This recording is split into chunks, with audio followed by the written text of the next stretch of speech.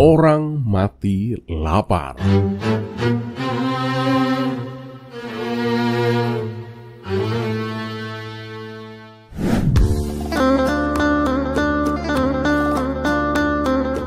Assalamualaikum warahmatullahi wabarakatuh. Semoga semua kebaikan terlimpah kepada kita semua. Amin ya rabbal alamin. Pada suatu malam, Abu Nawas bermimpi bahwa dirinya berada di alam kubur. Dalam mimpinya itu, ia juga berjumpa dengan beberapa tetangganya yang sudah meninggal dunia. Ketika waktu menjelang pagi, ia terbangun dari tidurnya dengan wajah kebingungan. Mimpi itu terasa sangat nyata baginya. Dalam hati Abu Nawas pun bertanya-tanya, aku ini sudah mati atau masih hidup? Saat ia masih termenung, istrinya datang membangunkannya. Kenapa masih tiduran? Ayo bangun, sholat subuh, kata sang istri. Sholat subuh? Bukankah aku sudah mati? Tanya Abu Nawas bingung. Sang istri pun menatapnya dengan jengkel. Jangan bodoh kamu. Kalau sudah mati, tanganmu pasti dingin. Abu Nawas pun memeriksa tangannya. Ia merasa dingin. Tapi entah karena cuaca atau hal yang lain, ia akhirnya bangun, berwudu, lalu menunaikan sholat subuh. Setelah itu ia melanjutkan aktivitasnya seperti biasa. Pergi ke hutan untuk mencari kayu bakar bersama keledai kesayangannya. Sesampainya di hutan, Abu Nawas mulai menebang kayu dan memotongnya menjadi potongan kecil. Saat itu sedang musim dingin dan angin bertiup kencang. Udara yang menusuk tulang membuat Abu Nawas menggigil. Tangan dan kakiku terasa dingin sekali. Aku ini pasti sudah mati. Mayat kan tidak bisa bekerja, pikir Abu Nawas. Karena merasa dirinya itu adalah sebuah mayat, ia pun berhenti bekerja dan berbaring di atas rumput. Dan tak lama kemudian muncul sekawanan serigala. Mereka langsung menyerang dan memangsa keledai milik Abu Nawas. Anehnya, Abu Nawas hanya diam saja dan membiarkan hal itu terjadi. Terus saja, ambil keuntungan dari orang mati, gumam Abu Nawas dari posisinya yang terlentang. Andai aku masih hidup, tak akan kubiarkan kalian berbuat seenaknya terhadap keledaiku. Setelah matahari mulai condong ke barat dan perutnya mulai lapar, Abu Nawas pun akhirnya memutuskan untuk pulang. Sesampainya di rumah, istrinya langsung bertanya, mana kayu bakarnya? Abu Nawas pun menjawab dengan santai, ternyata aku sudah mati. Tanganku dan kakiku terasa dingin. Jadi kan tidak mungkin mayat bekerja. Sang istri hanya bisa menggeleng-geleng kepala mendengar jawaban suaminya. Lalu mana keledaimu? Tanya sang istri lagi. Dimangsa oleh sekawanan serigala, jawab Abu Nawas tenang. Istrinya pun terkejut. Apa? Dan kamu membiarkan itu terjadi? Abu Nawas pun menjawab. Dengarlah wahai istriku, serigala-serigala itu memang licik. Mereka hanya berani mengambil keuntungan dari orang yang sudah mati. Seandainya aku masih hidup, tentu tidak akan kubiarkan. Sang istri pun menatapnya dengan kesal. Kalau kamu memang sudah mati, ngapain balik ke rumah? Ya, karena aku lapar, jawab Abu Nawas polos. Mana ada mayat yang merasa lapar? Balas sang istri. Abu Nawas pun terdiam dengan wajah bingung. Ia menatap ke langit dan berbisik. Ya Tuhan, sebenarnya aku ini sudah mati atau masih hidup ya Tuhan? Tolong berikan aku petunjuk-Mu.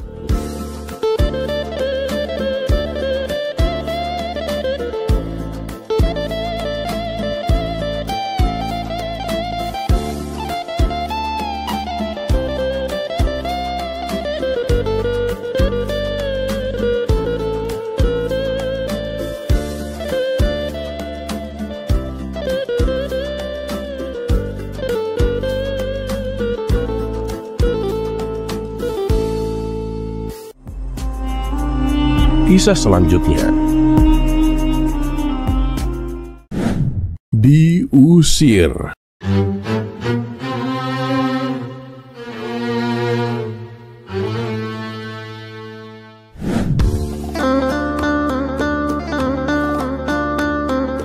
Pada suatu hari, Baginda Raja dan para menteri sedang berkumpul di aula istana. Mereka tampak serius membahas satu hal, bagaimana caranya mengerjai Abu Nawas. Salah satu menteri angkat bicara. "Ampun Paduka Yang Mulia, hamba rasa percuma saja menjebak Abu Nawas. Ujung-ujungnya nanti Paduka sendiri yang kena sial," ujarnya. Baginda Raja pun mengernyit penasaran. "Lalu menurutmu apa yang harus kita lakukan?" tanya Baginda Raja. "Usir saja dari Baghdad Paduka, jangan beri kesempatan untuk kembali. Larang dia pulang seumur hidup," kata sang menteri bersemangat. Baginda Raja pun menghela nafas. "Tapi dulu kan aku sudah pernah mengusirnya. Namun dengan kecerdikannya ia tetap bisa kembali ke Baghdad," ujar sang raja mengingat kejadian lama. "Itu karena dulu Paduka memberi syarat yang aneh-aneh. Tidak boleh berjalan kaki, tidak boleh merangkak, tidak boleh mengendarai hewan. Nah, justru syarat itu yang dimanfaatkannya. Kali ini usir saja tanpa syarat apapun Paduka. Kita lihat apakah dia bisa mengakali hal ini," saran sang menteri dengan licik. Baginda Raja pun merasa puas. "Wah, benar juga kamu. Baiklah, kita lakukan itu." Dan keesokan paginya Abu Nawas dipanggil ke istana. Ia datang dengan wajah polos dan penuh rasa ingin tahu. "Wahai Abu Nawas," kata Baginda Raja, "kamu tahu kenapa kamu kupanggil ke sini?" "Ampun Paduka Yang Mulia, hamba sungguh tidak tahu Paduka," jawab Abu Nawas dengan sopan. "Kamu telah membuat para menteri dan sebagian rakyatku tidak menyukaimu Abu Nawas. Mereka menuntut agar kamu diusir dari kota Baghdad," ujar sang raja tegas. Abu Nawas terdiam sejenak. Lalu ia bertanya dengan pelan, "Lalu bagaimana dengan Paduka? Apakah Paduka berpihak kepada mereka?" "Tentu saja Abu Nawas," jawab sang raja. "Mereka ini adalah menteri-menteri setiaku. Kalau aku tidak menuruti keinginan mereka, mereka akan meninggalkan kota ini.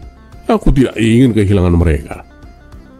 "Tapi Paduka," ujar Abu Nawas heran, "apa sebenarnya kesalahan hamba hingga mereka ingin mengusirku Paduka?" "Aku tidak mau tahu. Pokoknya mulai sekarang juga kamu harus meninggalkan Baghdad dan tidak boleh kembali," perintah sang raja. Abu Nawas menghela nafas panjang. Ia tahu ini adalah pasti ulah para menteri. Dalam hatinya ia bergumam, pasti dia akal-akalan istana untuk mengujiku lagi." Beberapa saat ia terdiam, lalu tiba-tiba tersenyum. "Baiklah Paduka Yang Mulia," katanya dengan tenang. "Meskipun hamba tidak tahu kesalahan apa yang hamba perbuat, hamba mengaku bersalah Paduka. Namun mengenai keputusan untuk mengusir hamba dari Baghdad, sepertinya itu keputusan yang keliru Paduka." "Keliru? Apa maksudmu?" tanya Baginda Raja dengan dahi berkerut. "Sebab yang lebih adil Paduka bukanlah bila hamba yang diusir dari Baghdad, tetapi justru Paduka dan para menteri yang diusir dari kota ini, termasuk rakyat Paduka sendiri," jawab Abu Nawas dengan wajah serius. Baginda Raja pun langsung melongo. "Apa? Mengusirku dan para menteriku? Dasar orang gila. Jelaskan maksudmu Abu Nawas." Abu Nawas pun tersenyum dan mulai menjelaskan dengan tenang. "Begini Paduka Yang Mulia, bukankah setiap orang yang hidup di atas bumi ini harus memiliki kewarganegaraan? Jika saya yang pergi dari Baghdad dan tinggal sendirian di tempat antah berantah, mana mungkin saya bisa membangun negeri sendiri? Saya tak punya menteri untuk membantu menjalankan pemerintahan, tak punya rakyat untuk membangun rumah, apalagi ladang untuk bercocok tanam. Itu tidak masuk akal Paduka. Tapi sebaliknya Paduka, bila Paduka, para menteri dan sebagian rakyat pergi meninggalkan Baghdad, kalian pasti bisa dengan mudah membangun negeri baru bersama-sama. Nah, bukankah itu baru namanya adil?" Semua yang hadir pun terdiam. Tak ada satupun yang bisa membantah logika Abu Nawas. Bahkan Baginda Raja sendiri yang tadinya garang kini hanya bisa tertegun, lalu tertawa lepas. Abu Nawas, benar-benar licin seperti belut kamu. Lagi-lagi aku gagal mengerjaimu." Seluruh ruangan pun pecah oleh tawa. usaha para menteri untuk menyingkirkan Abu Nawas kembali gagal total. Dan sejak hari itu tak ada lagi yang berani mengusulkan untuk mengusir Abu Nawas.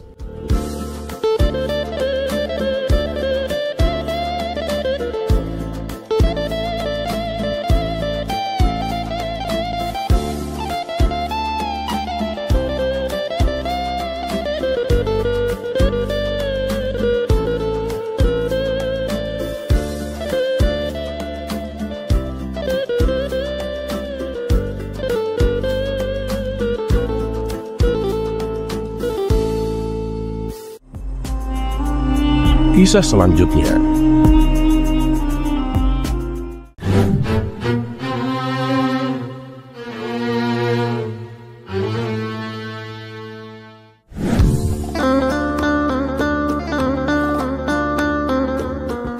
Dikisahkan Baginda Raja akan mengadakan pesta mewah di istananya. Dan pestanya kali ini bersifat terbatas karena hanya kalangan orang-orang tertentu saja yang diundang, seperti para pejabat istana dan tokoh-tokoh masyarakat. Mendengar rencana pesta tersebut, Abu Nawas merasa kecewa. Ia pun segera menghadap Baginda Raja. "Paduka yang mulia, saya dengar Paduka akan mengadakan pesta. Apa benar begitu?" tanya Abu Nawas. "Benar Abu Nawas? Dari mana kau tahu?" kata Baginda Raja balik bertanya. "Saya dapat kabar dari salah satu menteri istana. Saya sangat kecewa dengan Paduka. Tak biasanya Paduka berbuat demikian," ujar Abu Nawas. "Apa maksudmu Abu Nawas?" balas Baginda Raja. "Ya, pesta yang Paduka akan adakan itu. Kenapa hanya untuk kalangan tertentu? Kenapa rakyat biasa tak boleh datang?" tanya Abu Nawas. "Itu urusanku Abu Nawas.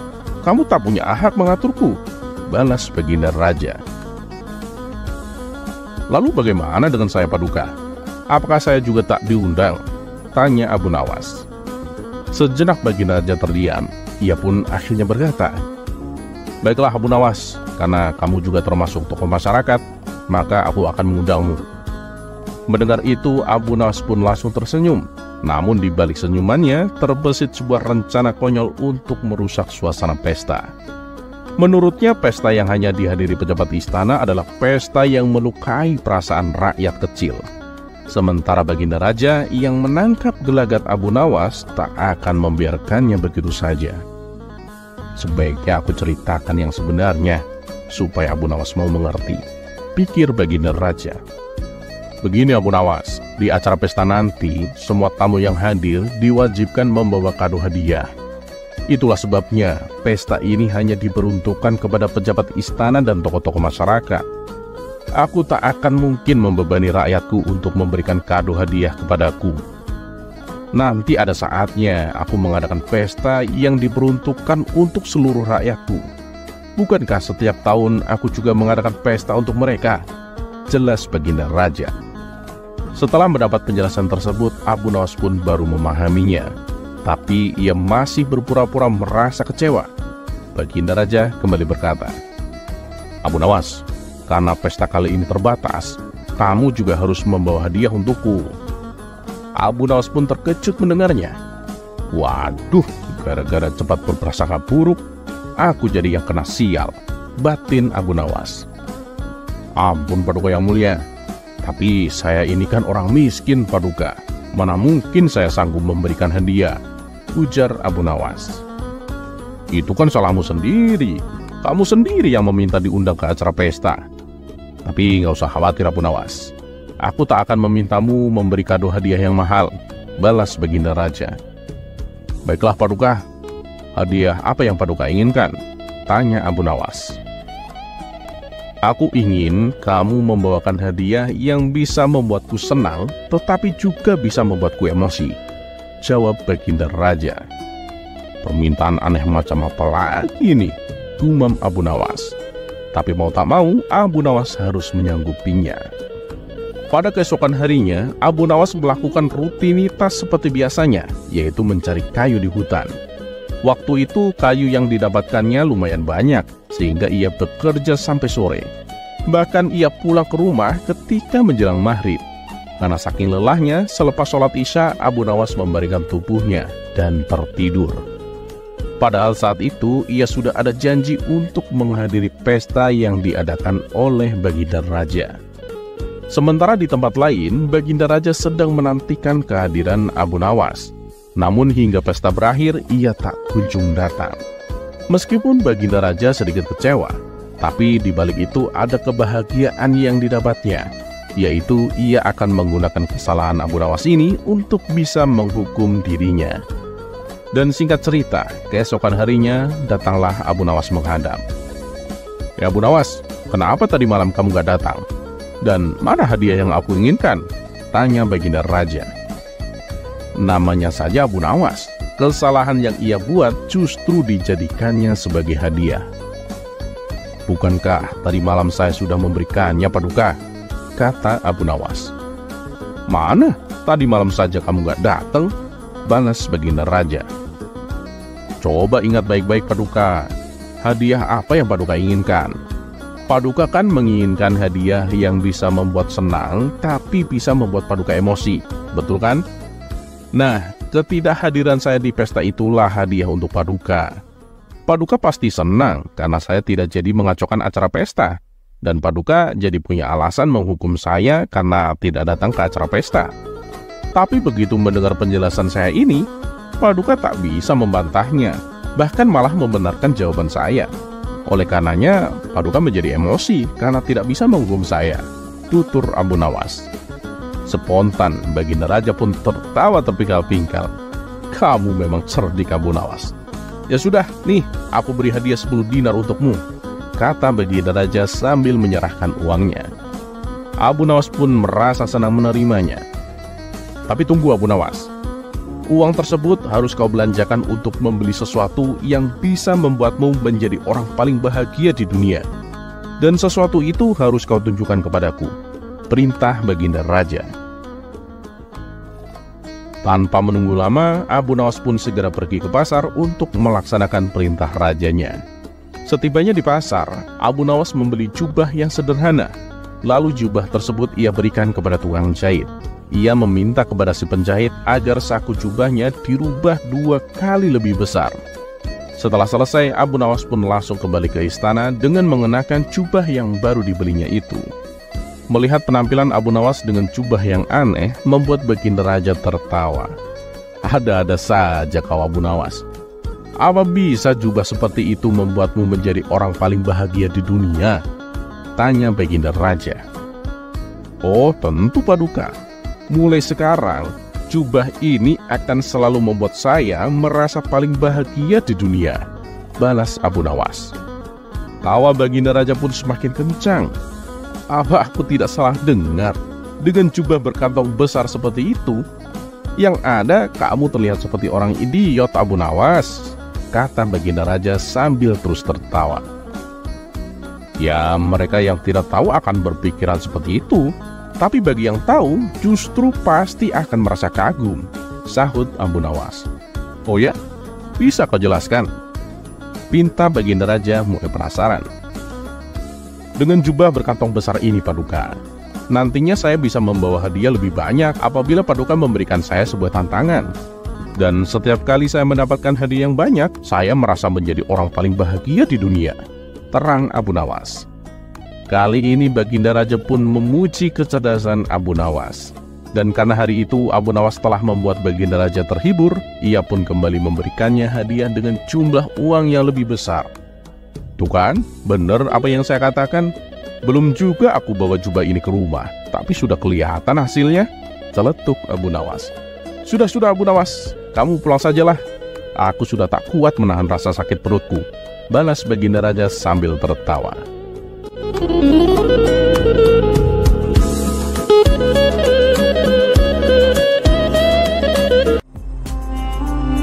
Kisah selanjutnya.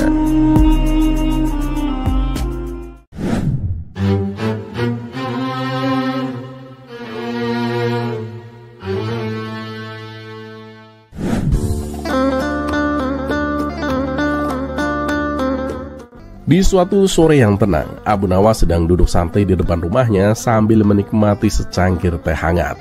Tiba-tiba seorang cendekiawan yang terkenal sombong dan suka mempertanyakan segala hal datang menghampirinya.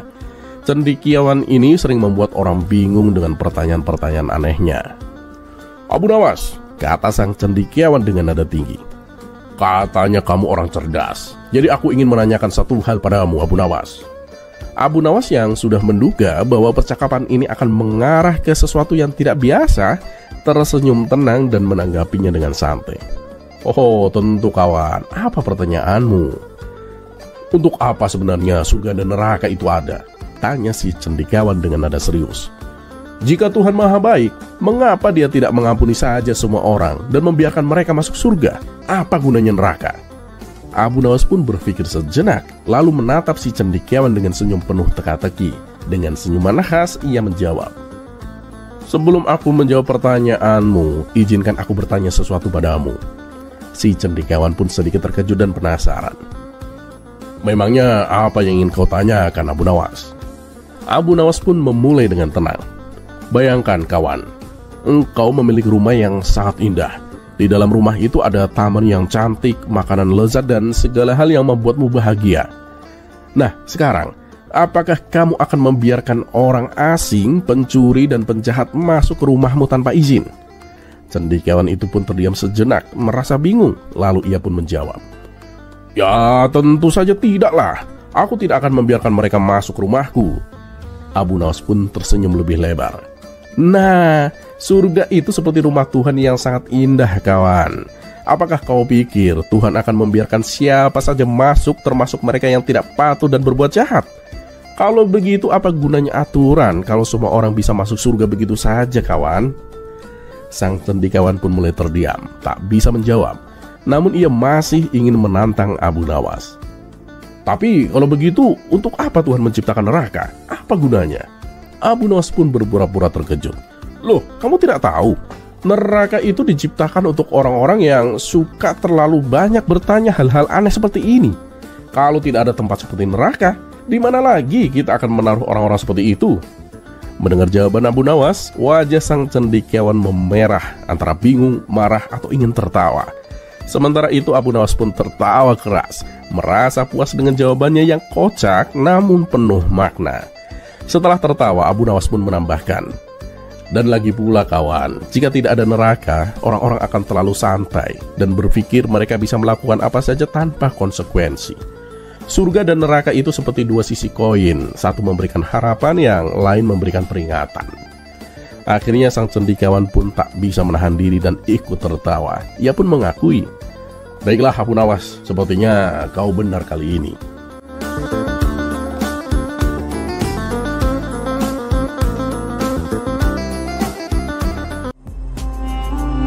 Kisah selanjutnya.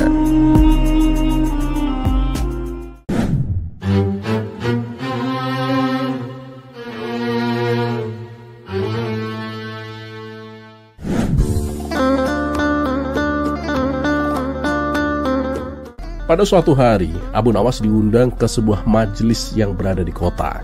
Di sana, seorang ulama terkenal akan memberikan ceramah. Ulama ini dikenal pandai berbicara tentang kebajikan, tapi orang-orang di sekitarnya tahu bahwa dia lebih tertarik pada harta dan kemewahan daripada ilmu atau agama. Ketika Abu Nawas tiba di majelis, ulama tersebut sedang duduk di atas panggung dengan penuh kemegahan, memakai jubah mewah dan cincin berkilauan. Dia berbicara dengan penuh percaya diri, menceramai orang-orang tentang pentingnya hidup sederhana dan tidak tergoda oleh kemewahan dunia.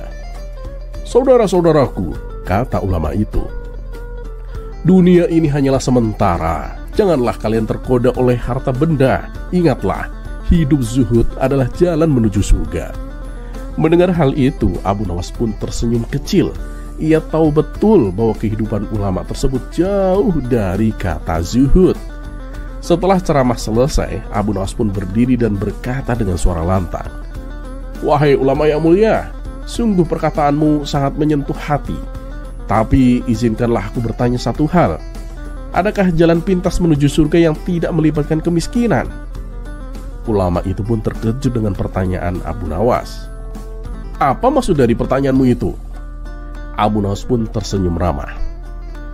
"Ya, engkau mengajarkan kami untuk hidup sederhana dan tidak tergoda harta benda. Namun jubahmu dari sutra yang mahal dan cincin di jarimu tampak seperti barang duniawi yang sangat engkau cintai.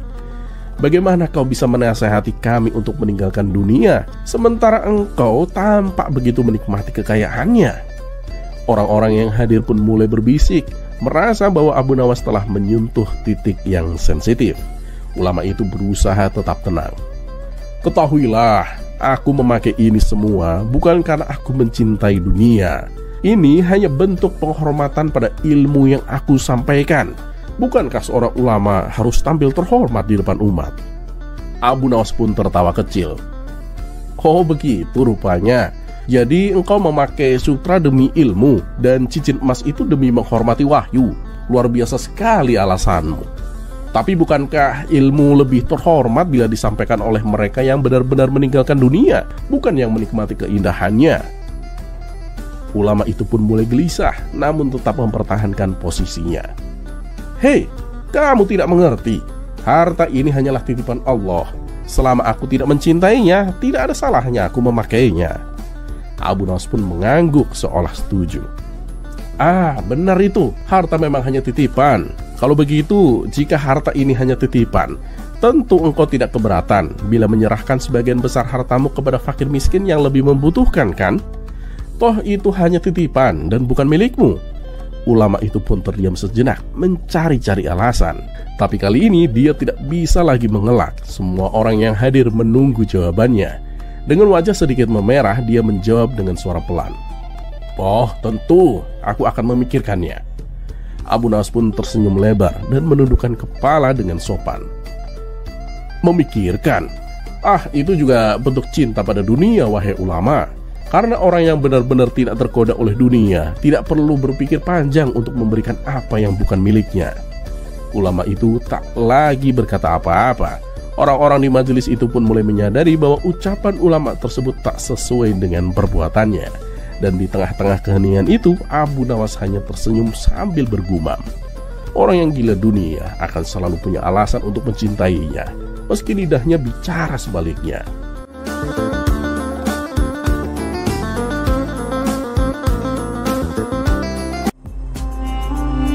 Kisah selanjutnya.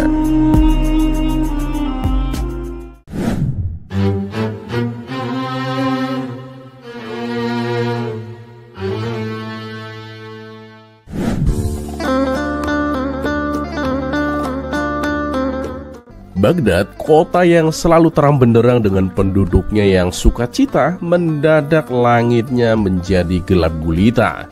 Ternyata hari itu fenomena langka terjadi, gerhana matahari. Tentu hal ini membuat seluruh penduduk kerajaan pun panik. Baginda Raja pun memanggil para penasehatnya untuk mencari tahu apa yang terjadi. Dan di tengah kerumunan, Abu Nawas pun tiba-tiba berseru, "Wahai Paduka, saya tahu apa yang sedang terjadi."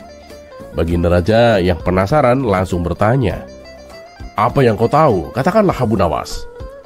"Matahari sedang menangis, Paduka," jawab Abu Nawas dengan yakin. Mendengar jawaban Abu Nawas, semua orang pun terdiam. Ada yang tertawa, ada yang menggeleng-gelengkan kepalanya. Baginda Raja pun ikut tersenyum mendengar jawaban konyol dari Abu Nawas. "Memang kenapa matahari menangis, Abu Nawas?" tanya Baginda Raja penasaran. "Karena matahari merasa kesepian, Paduka. Ia merasa iri melihat bulan yang selalu ditemani oleh bintang-bintang, Paduka," jawab Abu Nawas dengan polos. Baginda Raja dan para penasehatnya semakin geleng-geleng kepala mendengar penjelasan Abu Nawas. Namun Abu Nawas tetap bersikeras dengan jawabannya. "Kalau begitu Abu Nawas, bagaimana cara kita menghibur matahari agar matahari tak menangis lagi dan langit menjadi cerah kembali?" tanya Baginda Raja sambil menahan tawa. "Paduka, kita harus mengadakan pesta besar-besaran, Paduka," jawab Abu Nawas. "Kita undang semua bintang dan bulan untuk ikut berpesta. Dengan begitu kan matahari tidak akan merasa kesepian lagi, Paduka." Baginda Raja dan para penasehatnya tak bisa menahan tawa. Mereka tidak menyangka Abu Nawas bisa memberikan ide yang sangat konyol. Idemu bagus juga, Abu Nawas," kata Baginda Raja sambil menahan tawa. "Tapi bagaimana caranya kita mengundang bulan dan bintang-bintang?" kita bisa menggunakan trompet yang ada di halaman istana, Paduka, jawab Abu Nawas. Dengan trompet itu, suara kita akan terdengar sampai ke langit. Baginda Raja pun meladeni saran konyol Abu Nawas dan memerintahkan pengawalnya untuk meniup trompet yang berada di halaman istana. Dan benar saja, ketika trompet itu ditiup, langit pun mulai cerah sedikit demi sedikit, gerhana pun berakhir, dan matahari tak menangis lagi. Baginda Raja yang menyadari hal itu pun merasa takjub, bagaimana Abu Nawas seolah-olah memberikan solusi agar rakyat menjadi tenang, dan mengatur waktu untuk meniup trompet agar pas dengan berakhirnya gerhana matahari. Baginda Raja dan para penasehatnya pun lega, rakyatnya terhindar dari ketakutan karena gelap gulita. Terima kasih Abu Nawas, kata Baginda Raja sambil tersenyum. Meskipun idemu sangat konyol, tapi kamu berhasil menenangkan rakyatku dari ketakutannya.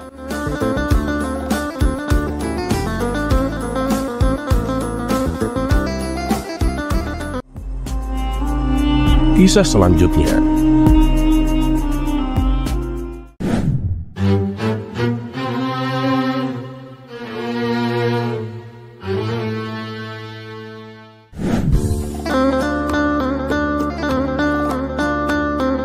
Karim adalah seorang pemuda di desa tempat Abu Nawas tinggal. Tapi tak seperti pemuda pada umumnya yang semangat dalam segala hal, dari mencari ilmu sampai ke masalah pekerjaan. Karim justru terkenal suka membuang-buang waktu. Setiap kali ada pekerjaan yang harus diselesaikan, dia selalu menundanya, atau malah melakukan hal-hal yang tak berguna, seperti menghitung butir pasir di dalam rumahnya. Orang-orang desa sudah sering menegurnya, tapi Karim tak pernah berubah. Mendengar hal ini, Baginda Raja Harun Ar-Rasyid pun meminta Abu Nawas untuk menegur Karim dengan cara yang berbeda. Abu Nawas, tegur itu si Karim, agar dia itu sadar tanpa merasa dihina atau dimarahi, kata Baginda Raja. Abu Nawas pun menerima tantangan itu. Dia pergi ke rumah Karim dan melihat Karim sedang duduk di teras rumah, asik menatap burung terbang dan menghitung awan di langit. Assalamualaikum Karim, sapa Abu Nawas dengan ramah. Waalaikumsalam Tuan Abu, jawab Karim malas. Apa yang membuat Tuan kesini? Abu Nawas pun tersenyum. Aku dengar kamu ahli dalam menghitung banyak hal Karim. Apa benar begitu? Karim pun mengangguk dengan bangga. Ya begitulah Tuan, aku bisa menghitung berapa banyak daun yang jatuh dari pohon hari ini, dan bahkan berapa butir pasir yang ada di dalam rumahku. Wah, menarik sekali Karim, kata Abu Nawas berusaha tampak kagum. Aku punya sebuah tantangan untukmu Karim, maukah kamu mencobanya? Apapun tantangannya, aku terima Tuan, jawab Karim dengan penuh semangat. Abu Nawas pun mendekat dan kemudian berkata, baiklah, tantanganku sederhana Karim. Berhubung kamu ahli dalam menghitung, aku ingin kamu menghitung berapa banyak waktu yang telah kamu buat sejak pagi tadi hingga saat ini. Karim pun terdiam sejenak, merasa bingung. Menghitung waktu Tuan, maksudnya gimana? Abu Nawas pun tersenyum, kali ini dengan nada yang lebih serius. Kamu kan pandai menghitung daun jatuh, bahkan pasir. Tapi, pernahkah kamu menghitung waktu yang telah kamu buang untuk hal-hal seperti itu, Karim? Seberapa banyak pekerjaan yang bisa kamu selesaikan jika waktu itu tak kamu buang dengan percuma? Karim pun tersentak mendengar kata-kata Abu Nawas. Aku tidak pernah memikirkannya Tuan, gumamnya pelan. Abu Nawas pun menepuk pundak Karim dengan lembut. Waktu adalah hal paling berharga yang kita miliki, Karim. Sekali terbuang, tak akan pernah kembali. Jangan biarkan hari-harimu berlalu tanpa makna, Karim. Gunakanlah waktumu dengan bijak sebelum terlambat. Karim pun merenung. Dia baru sadar bahwa selama ini dia memang hanya menghabiskan waktunya untuk hal-hal yang tidak berguna. Anda benar Tuan Abu, aku terlalu banyak membuang waktu. Mulai sekarang aku akan mencoba untuk lebih menghargai waktu Tuan. Abu Nawas pun tersenyum puas. Bagus Karim, ingat ya, menghargai waktu adalah kunci hidup yang penuh dengan manfaat. Dan sejak saat itu Karim pun mulai berubah. Dia mulai bekerja dengan lebih giat dan tak lagi menghabiskan waktunya untuk hal-hal yang tak berguna. Orang-orang desa pun heran melihat perubahan Karim. Dan semuanya berkat teguran halus dari Abu Nawas.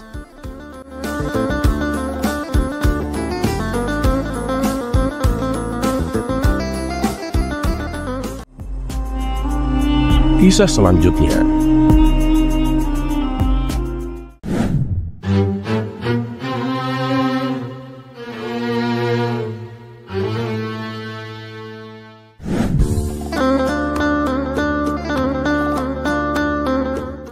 Suatu hari, Abu Nawas mendengar desas-desus tentang ilmu baru yang disebut ilmu mantek.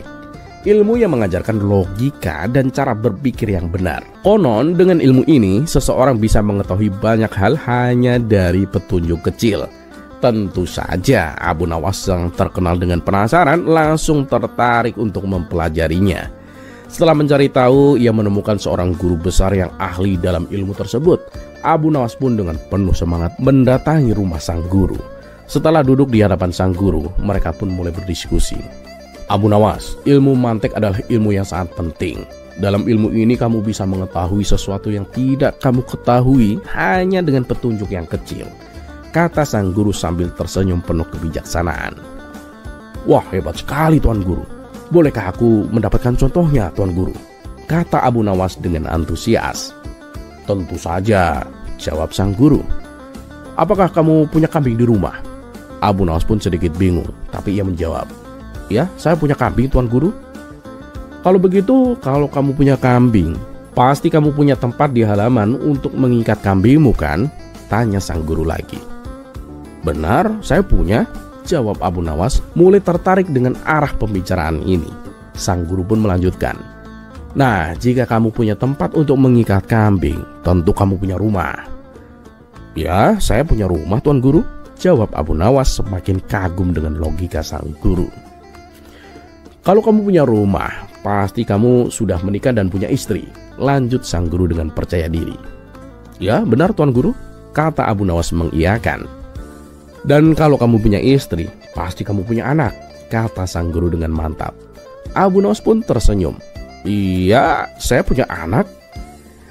Dan kalau kamu punya anak, berarti kamu adalah orang kaya dan bahagia, kata sang guru menyimpulkan dengan puas. Abu Nawas pun terkagum-kagum. Luar biasa Tuan Guru. Hanya dari satu pertanyaan tentang kambing, Tuan Guru bisa menyimpulkan seluruh kehidupan saya. Sang guru pun tersenyum bangga. Nah, itulah Abu Nawas, kehebatan dari ilmu mantek. Namun, meskipun Abu Nawas kagum, ia merasa ada yang aneh. Logika ini tampak terlalu sederhana. Dia mulai meragukan apakah ilmu ini bisa diterapkan kepada semua orang. Ia pun memutuskan untuk menguji teori sang guru. Tuan Guru, apakah aku boleh menguji ilmu mantek ini? Tanya Abu Nawas dengan sopan. Sang guru yang merasa sangat yakin akan ilmunya mengangguk penuh percaya diri. Oh, silakan Abu Nawas, cobalah. Abu Nawas pun tersenyum. Tuan Guru, apakah Tuan Guru punya kambing di rumah? Sang guru pun terdiam sejenak, lalu menjawab, tidak, aku tidak punya kambing. Abu Nawas pun mengangguk. Kalau begitu, karena Tuan Guru tidak punya kambing, pasti Tuan Guru tidak punya tempat di halaman untuk mengikatnya kan?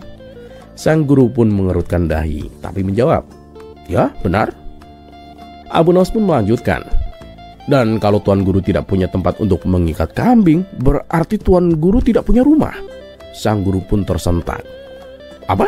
Tidaklah, tentu saja aku punya rumah, katanya dengan nada protes. Abu Nawas pun tersenyum lebar dan berkata, tapi berdasarkan logika ilmu mantek, kalau Tuan Guru tidak punya tempat untuk mengikat kambing, Tuan Guru pasti tidak punya rumah. Dan kalau Tuan Guru tidak punya rumah, itu berarti Tuan Guru tidak punya istri, tidak punya anak, dan pastinya Tuan Guru sangat miskin dan tidak bahagia. Sang guru pun menatap Abu Nawas dengan bingung dan marah.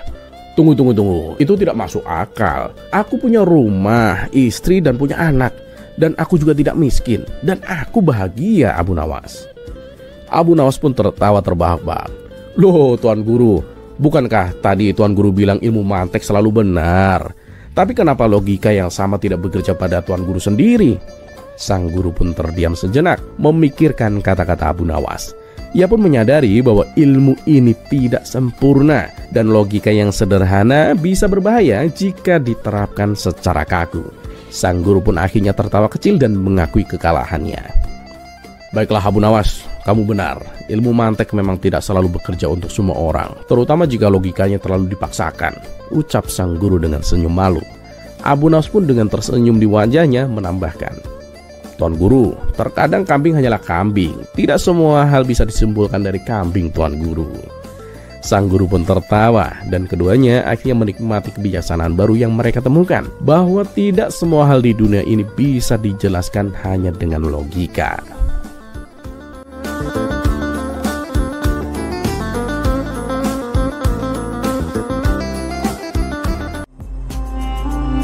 Kisah selanjutnya.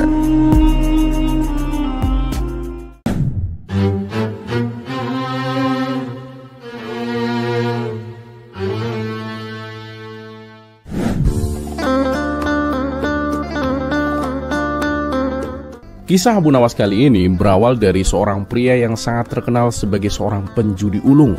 Sejak muda dia sudah terjun ke dunia perjudian, baik itu kartu, dadu maupun taruhan kuda. Keahliannya dalam membaca situasi permainan membuatnya menjadi sosok yang ditakuti di meja taruhan.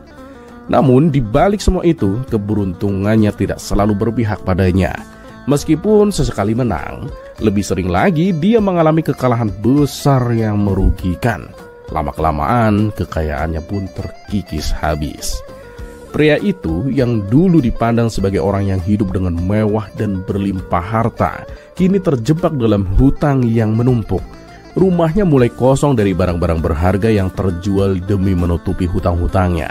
Istrinya meninggalkannya bersama anak-anak mereka karena tak tahan lagi melihat kebiasaan buruk sang suami. Namun meskipun hidupnya sudah berantakan, ia tetap saja tidak bisa melepaskan diri dari kecanduan berjudi. Setiap hari dia selalu kembali ke meja taruhan dengan harapan bisa mengembalikan semua yang hilang. Hingga suatu sore ketika dia duduk di sebuah warung kecil sambil meratapi nasibnya, dia mendengar pembicaraan orang-orang tentang sosok Abu Nawas. Orang-orang mengatakan bahwa Abu Nawas terkenal sebagai orang yang bijak dan selalu punya solusi yang tak terduga. Mungkin Abu Nawas bisa membantuku, pikir penjudi itu. Mungkin dia juga bisa memberitahu caranya agar aku bisa menang terus dan melunasi hutang-hutangku. Dengan harapan itulah pria tersebut memutuskan untuk menemui Abu Nawas. Dan keesokan harinya dia pergi ke rumah Abu Nawas yang terletak di ujung kota. Setibanya di sana, dia menemukan Abu Nawas sedang duduk santai di halaman rumahnya yang sederhana. Dengan sopan, si penjudi mengetuk pintu gerbang dan memberikan salam. Tuan Abu Nawas, aku datang untuk meminta bantuanmu, Tuan, kata si penjudi dengan suara yang penuh harap. Namaku tidak sepenting masalah yang aku hadapi, Tuan. Aku ini seorang penjudi, dan hidupku kini hancur karena kebiasaan buruk itu, Tuan. Aku telah kehilangan hartaku, keluargaku, dan semua yang pernah aku miliki. Namun meski aku sadar bahwa berjudi hanya membuatku menderita, aku tak bisa berhenti, Tuan. Aku datang kepada Tuan karena aku mendengar bahwa Tuan itu adalah orang yang bijaksana. Tolonglah Tuan, berikan aku solusi agar aku bisa kembali memenangkan permainanku dan mengembalikan kehidupanku seperti dulu, Tuan. Abu Nawas mendengar keluhan panjang si penjudi dengan tenang sambil sesekali mengangguk. Setelah pria itu selesai berbicara, Abu Nawas pun tersenyum tipis dan berkata, baiklah, aku akan membantumu. Tapi sebelum aku memberikan solusinya, ada satu hal yang ingin aku tunjukkan kepadamu. Ayo, ikut aku ke tepian sungai. Dengan penuh rasa penasaran, si penjudi pun mengikuti Abu Nawas. Mereka berjalan selama beberapa saat hingga sampai di sebuah jembatan tua yang menggantung di atas sungai yang berarus deras. Jembatan itu terbuat dari kayu yang tampak sudah lapuk di sana-sini, dan setiap langkah yang mereka ambil di atasnya membuat kayu-kayu jembatan berdenyit keras. Abu Nawas berhenti di tengah jembatan dan menatap si penjudi dengan serius. Lihatlah di seberang sungai itu, kata Abu Nawas sambil menunjuk ke arah lain. Nah, di sana ada sebuah peti emas besar. Kamu bisa memilikinya jika berhasil menyeberangi jembatan ini tanpa terjatuh ke sungai. Bagaimana menurutmu? Maukah kamu mencobanya? Si penjudi pun terperangah. Dia melihat jembatan yang rapuh itu dan kemudian melirik sungai yang berarus deras di bawahnya. Jembatan ini sangat rapuh, Tuan Abu. Jika aku terjatuh ke sungai, arusnya bisa menyeretku hingga ke hilir, dan aku mungkin tidak akan selamat, Tuan. Tapi emas itu terlihat menggiurkan, Tuan. Apa ini benar-benar bisa dilakukan? Abu Nawas pun tersenyum dan menatapnya dalam-dalam. Nah, itulah yang ingin aku tunjukkan kepadamu. Berjudi itu tidak jauh berbeda dengan mencoba menyeberangi jembatan ini. Kamu melihat emas di ujung sana, sesuatu yang menggiurkan, tetapi kamu tidak memikirkan resiko besar yang harus kamu hadapi.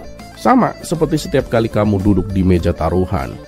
Kamu seperti melangkah di atas jembatan ini tanpa tahu apakah kamu akan berhasil atau malah jatuh ke arus yang tak akan menyelamatkanmu. Si penjudi pun mengerutkan keningnya, mulai mencerna kata-kata Abu Nawas. Tapi Tuan Abu, aku pernah menang beberapa kali, Tuan. Bukankah di hidup ini selalu ada peluang untuk sukses, Tuan? Abu Nawas pun mengangguk. Ya, benar. Hidup memang selalu ada peluang, bahkan di judi sekalipun. Sama seperti selalu ada peluang bahwa jembatan ini bisa menahan langkahmu sampai ke seberang. Tapi lihatlah baik-baik. Setiap papan kayu yang kau injak bisa saja patah sewaktu waktu. Dan jika itu terjadi, kamu akan jatuh ke sungai tanpa ampun. Begitu juga dengan berjudi. Kamu mungkin menang sekali, 2 kali, tapi pada akhirnya resiko lebih besar daripada keuntungan yang bisa kamu dapatkan. Si penjudi pun menatap jembatan di depannya. Kini dia mulai menyadari betapa rapuh dan bahayanya langkah yang selama ini ia ambil. Aku mengerti sekarang, Tuan Abu, katanya perlahan. Selama ini aku hanya fokus pada kemenangan dan tidak memikirkan betapa berbahayanya setiap langkah yang aku ambil. Aku telah mempertaruhkan segalanya dalam berjudi, sama seperti aku mempertaruhkan hidupku jika mencoba menyeberangi jembatan ini, Tuan. Abu Nawas pun tersenyum bijak. Jalan menuju emas tidak selalu seperti yang kau bayangkan. Terkadang ketika kamu terlalu terfokus pada kekayaan yang tampak di depan mata, kamu lupa melihat bahaya di bawah kakimu.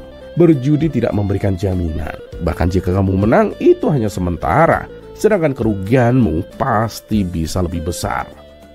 Dengan kepala tertunduk, si penjudi pun mengangguk pelan. Aku tak ingin hidupku terus seperti ini, Tuan Abu. Aku sudah kehilangan terlalu banyak. Aku akan berhenti berjudi. Mulai sekarang aku akan meninggalkan kebiasaan burukku ini. Abu Nawas pun menepuk bahu si penjudi dengan lembut. Nah, itu keputusan yang bijak. Pergilah pulang, perbaiki hidupmu, dan kembalilah kepada keluargamu. Waktu dan perhatian yang kau berikan kepada mereka jauh lebih berharga daripada emas yang kau kejar selama ini. Si penjudi pun tersenyum untuk pertama kalinya setelah sekian lama. Dengan hati yang lebih ringan, dia berterima kasih kepada Abu Nawas dan pulang dengan tekad yang baru.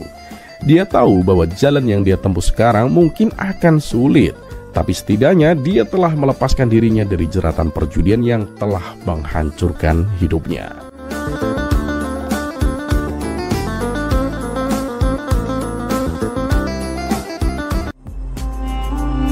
Kisah selanjutnya.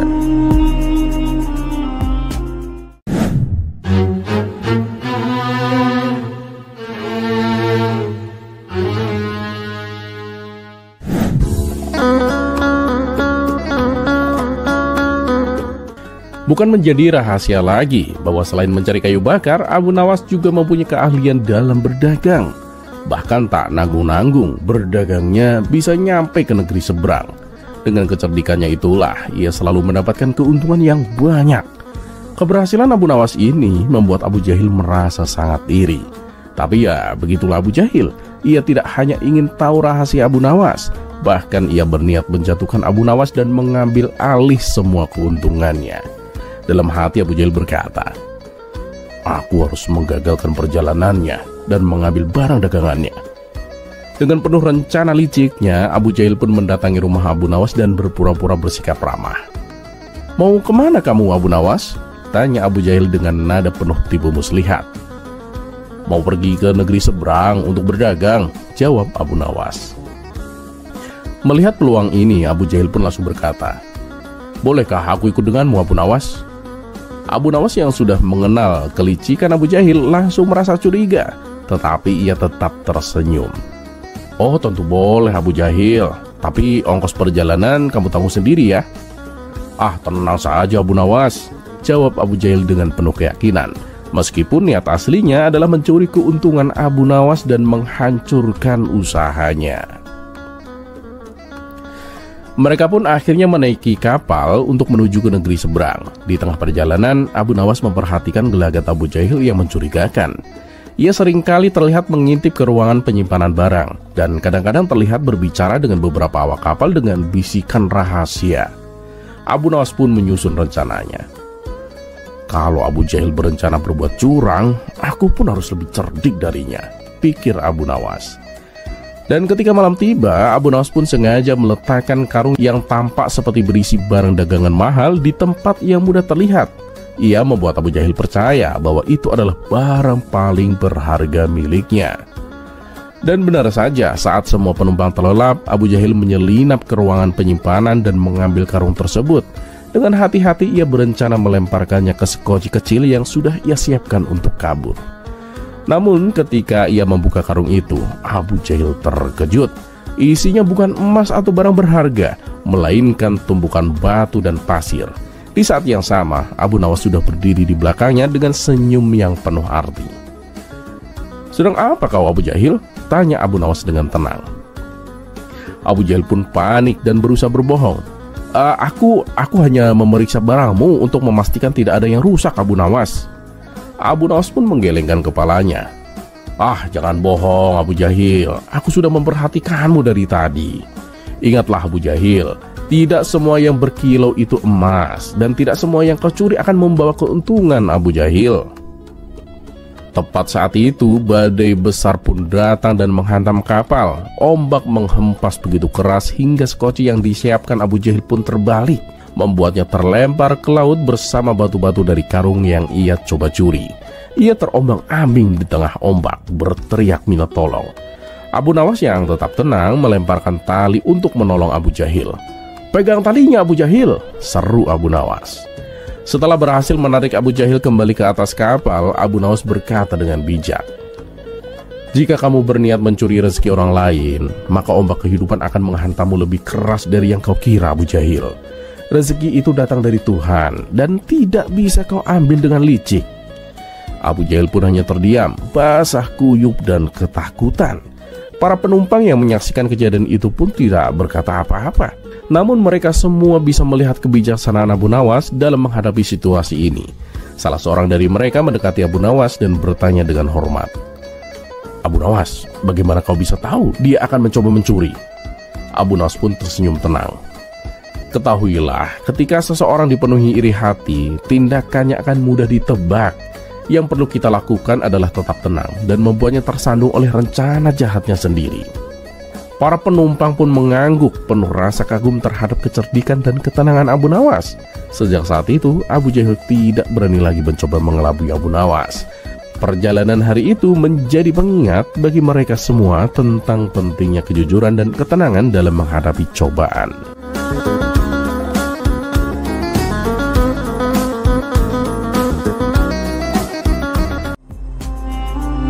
Kisah selanjutnya.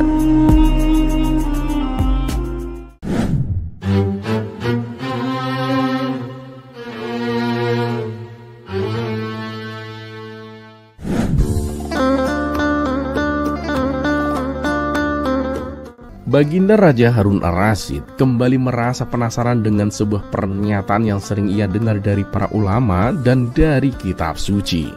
Karena itu ia memanggil Abu Nawas ke istana. Seperti biasa, Baginda Raja ingin mendapatkan jawaban yang bijak dan menghibur dari orang paling cerdik di kerajaannya. Setelah Abu Nawas tiba di hadapan Baginda Raja, Harun Ar-Rasyid langsung menyampaikan pertanyaan dengan serius. "Abu Nawas," kata Baginda Raja, "aku pernah mendengar bahwa kebanyakan penghuni neraka adalah wanita. Menurutmu, mengapa bisa begitu, Abu Nawas?" Abu Nawas hanya tersenyum tipis, menyadari bahwa pertanyaan ini penuh dengan jebakan. Jika ia salah menjawab, ia bisa membuat marah para wanita di kerajaannya, termasuk istri-istri Baginda Raja sendiri. Tapi seperti biasa, kecerdikan Abu Nawas tidak pernah diragukan. Ia berpikir sejenak sebelum menjawab dengan hati-hati. "Paduka," kata Abu Nawas dengan tenang, "pertanyaan ini sangat mendalam. Namun jika Paduka berkenan, izinkan hamba menjelaskannya dengan sebuah perumpamaan.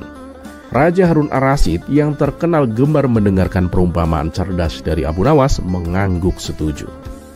Baiklah Abu Nawas, jelaskan dengan perumpamaanmu. Abu Nawas pun memulai perumpamaannya. Bayangkan Paduka, ada seorang pedagang yang membuka sebuah toko besar. Di dalam toko itu ia menjual berbagai macam barang, mulai dari baju, perhiasan, parfum, hingga alat rumah tangga dan lain-lainnya. Setiap hari banyak pelanggan yang datang silih berganti. Baginda Raja mendengarkannya dengan seksama. Abu Nawas pun melanjutkan. Menurut Paduka, siapakah yang paling sering datang ke toko itu dan membeli barang? Baginda Raja berpikir sejenak dan menjawab dengan yakin. Tentu saja para wanita Abu Nawas. Mereka akan senang berbelanja dan memilih-milih barang. Abu Nawas pun tersenyum lebar. Nah Paduka, begitulah jawabannya. Sama seperti toko tadi, neraka mungkin seperti sebuah toko besar yang menjual banyak hal, seperti amarah, gosip, iri hati, kesombongan, dan dosa-dosa lainnya. Dan sayangnya, kadang-kadang para wanita yang lebih tertarik untuk berbelanja barang-barang tersebut Paduka. Baginda Raja Harun ar-Rasyid tertawa terbahak-bahak mendengar analogi cerdas dari Abu Nawas. Jadi maksudmu para wanita suka berbelanja dosa-dosa itu ya Abu Nawas? Abu Nawas tetap tersenyum, tapi ia menjawab dengan cerdik. Tentu saja ini hanya sebuah perumpamaan Paduka. Namun bukan berarti para wanita tidak bisa berubah menjadi pelanggan surga. Mereka juga bisa berbelanja amal dan kebaikan. Semua tergantung pada pilihan mereka Paduka. Dan begitu pun dengan kita semua. Baginda Raja yang tadinya tertawa kini mulai merenung. Setelah beberapa saat ia pun berkata, jawabanmu sangat bijak Abu Nawas. Engkau telah menjawab dengan humor tetapi juga dengan makna yang mendalam. Aku mengerti sekarang bahwa bukan hanya soal wanita atau pria, melainkan lebih kepada pilihan apa yang kita ambil dalam hidup ini. Abu Nawas pun membungkuk dengan hormat. Benar sekali Paduka. Neraka dan surga terbuka untuk semua orang, tergantung dari apa yang kita pilih untuk dibeli dalam kehidupan ini Paduka. Baginda Raja tersenyum puas dengan jawaban Abu Nawas. Dan sekali lagi merasa kagum dengan kecerdikannya. Kabar tentang percakapan ini segera tersebar ke seluruh penjuru kerajaan, membuat banyak orang tertawa tetapi juga merenungkan makna mendalam dari perumpamaan tersebut.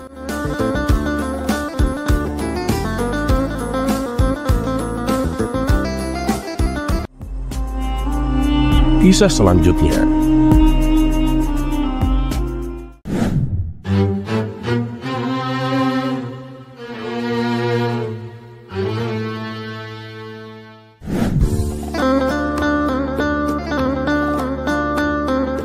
Alkisah, ada seorang menteri istana yang sering mengunjungi madrasah-madrasah tempat di mana anak-anak menimba ilmu.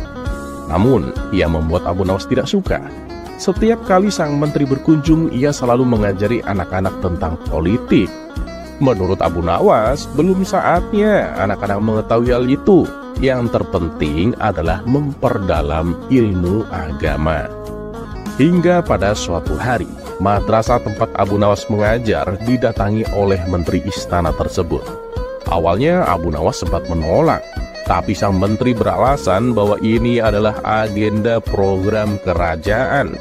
Kalau sampai menolak atau menghalang-halangi, maka akan dianggap pemberontak dan tentunya akan dijebloskan ke dalam penjara. Akhirnya, mau tak mau, Abu Nawas mempersilahkan sang menteri untuk berkunjung ke madrasahnya. Di hadapan anak-anak didik Abu Nawas, sang menteri kemudian berkata, adakah di antara kalian yang bisa memberikan contoh sebuah tragedi? Salah satu murid mengangkat tangannya. Saya tahu Tuan Menteri, kata si murid. Bagus, coba sebutkan, pinta sang menteri. Tragedi itu seperti apabila ada kawan saya yang sedang bermain lalu jatuh ke jurang dan meninggal. Itu akan menjadi sebuah tragedi Tuan Menteri, jawab si murid. Oh salah, bukan itu jawabannya. Itu sih hanya sebuah kecelakaan, balas sang menteri. Kemudian murid yang lain mencoba menjawab dengan mengangkat tangannya. Saya tahu Tuan Menteri, kata murid tersebut. Silakan, coba sebutkan, balas sang menteri. Apabila rumah saya kebakaran dan semua harta benda saya hangus terbakar, itu akan menjadi sebuah tragedi Tuan, jawab si murid. Itu masih salah, bukan itu jawabannya. Lebih tepatnya itu adalah kerugian yang besar, ujar sang menteri. Sesaat seisi ruangan menjadi hening. Tak ada satu murid pun yang berani menjawab karena takut jawabannya salah. Ayo anak-anak, masa di antara kalian tidak ada yang tahu? Kata sang menteri mencoba menyemangati. Namun suasana ruangan masih tetap hening. Murid-murid Abu Nawas hanya terdiam sambil menundukkan kepalanya. Di saat itulah tiba-tiba Ali Mustafa mengangkat tangannya. Ali ini bukanlah murid cerdas, tapi ia seringkali berbuat usil dan perkataannya selalu mengundang gelak tawa. Bagus, siapa nama kamu? Tanya sang menteri. Nama saya Ali Mustafa, Tuan, jawab si Ali. Baiklah Ali, coba sebutkan contoh sebuah tragedi, kata sang menteri. Tragedi itu apabila ada seorang menteri istana naik kuda, kemudian jatuh dan meninggal. Itu akan menjadi sebuah tragedi, Tuan Menteri, jawab Ali Mustafa. Nah hebat, ini baru benar. Ini adalah jawaban yang paling tepat, puji sang menteri sambil tersenyum. Oi Ali, bisa kamu jelaskan kenapa itu disebut sebuah tragedi? Tanya sang menteri. Dengan polosnya, Ali Mustafa menjawab, karena itu bukanlah kecelakaan dan sudah pasti bukan kerugian yang besar, Tuan. Mendengar itu spontan Abu Nawas tertawa terbahak-bahak. Adapun sang menteri langsung bergegas pergi dengan penuh perasaan dongkol.